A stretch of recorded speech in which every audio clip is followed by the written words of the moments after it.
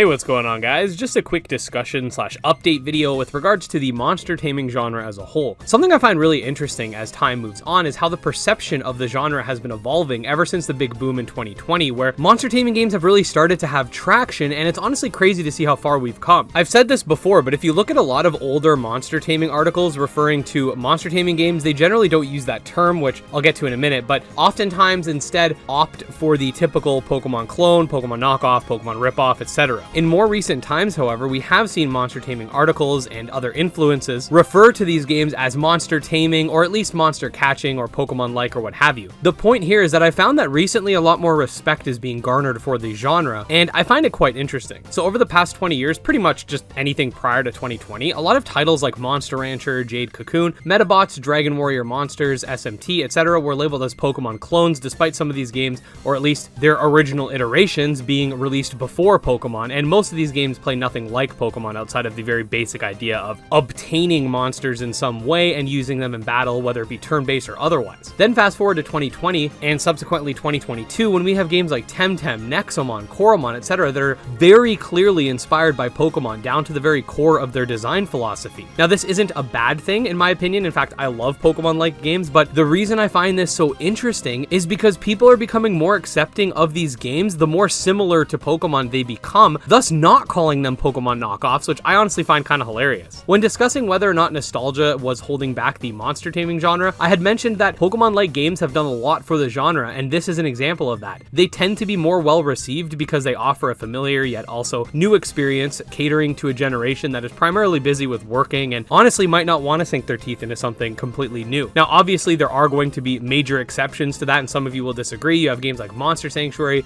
Shin Megami Tensei, etc. that have still done very well for themselves, but my point is that the lowest common denominator seems to be these Pokemon-like games, despite being even more similar to any of the games mentioned previously that used to be considered Pokemon knockoffs. I don't want to name any names, but a YouTuber recently put out a Pokemon clone video where they discussed which games they thought were Pokemon clones, and a lot of people took issue with this in the comments and had pointed out that many of these games were not clones and instead brought new aspects of monster taming to the table. I mean, Anatons was on that list, which, I mean, where's the Pokemon cloning? They're literally monsters fighting in real time, but that's neither here nor there. Anyways, the video was eventually taken down. I'm not sure if it was taken down because the creator realized that they were wrong about a lot of these points and just didn't want to have it out, or if it was because of the backlash, but either way, the point is that more people aren't willing to accept the clone or knockoff narrative without bringing forth their own opinions. At least I hope it was taken down just civilly. I really don't want to see people going out and bullying other people for having wrong opinions, because I firmly believe that being vitriolic to those that disagree with us is the best way to completely destroy the monster taming movement. Now, there are of course those that will still continue to try to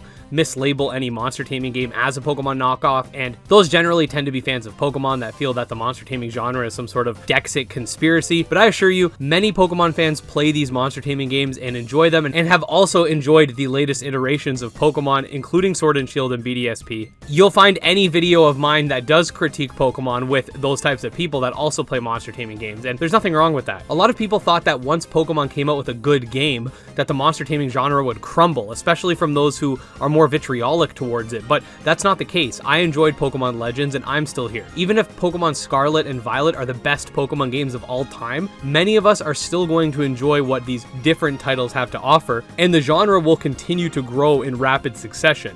I think my YouTube channel is a good indicator of this. Never in my wildest dreams did I think that a monster taming YouTube channel could hit 35,000 subscribers. By the way, we just hit that, so thank you guys so much. Honestly, at this point, it feels like the sky's the limit. When I started making monster taming videos, I just wanted to make monster taming videos. I didn't think that there was this many fans of the genre, but apparently I was wrong. But that aside, I think we've done a good job at spreading the word and validating these games, as now even larger channels are picking them up and presenting them as legitimate titles worthy of mention. Sacred Almighty, who has been covering Nexomon before I even started YouTube, and Loxton come to mind specifically. So to sort of circle back to the title of this video, I do think we're winning the quote-unquote war on monster taming, but I also don't don't think that we're nearly done. I want to keep spreading awareness of these games and making guides, breakdowns, news updates, and all that fun stuff so that more people can see that these are legitimate games that people play and enjoy and not shameless cash grabs trying to capitalize on the nostalgia of Pokemon. You guys should also not downplay yourselves. I see you guys sharing these games around on Reddit and other social media platforms. I see you guys sharing my videos, which is super helpful. I actually really appreciate it when you guys do that. And I even see you guys showing your friends these games, and all of that has contributed to the exponential growth of this genre. So yeah, quick video. I just wanted to sort of talk, and I wanted to thank you guys so much for 35,000 subscribers. I guess this is sort of like a quasi subscriber special video slash discussion, but I'm just more so wanting to talk about the state of the genre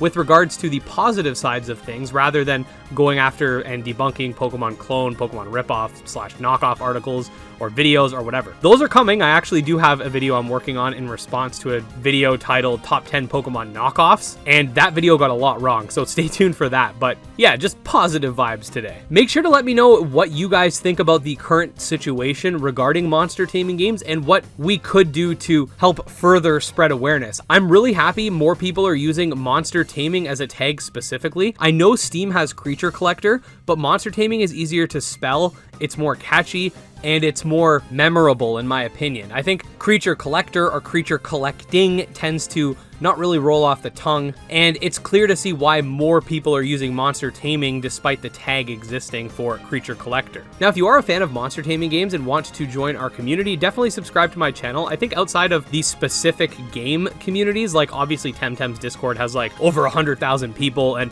some other individual games are much larger than me, even in the indie scene, but for general monster taming, I think that we've sort of created the biggest community and also the most sexually attractive, if I do say so myself. But in all seriousness, I really do appreciate all the support, and I'm really trying to see if I can one day do this full time, if I maybe move to like a cheaper city or something like that. It's honestly been a dream of mine, and every day it seems like that dream is getting closer and closer. So yeah, subscribe to the channel if you're not already. I very much appreciate it. You can check me out on Twitter, check out my Discord, my Patreon, which by the way, Patreon and channel memberships will give you some extra perks if you're interested in that. It would help me out a lot. And with all that said, I'll see you guys next time. Peace out.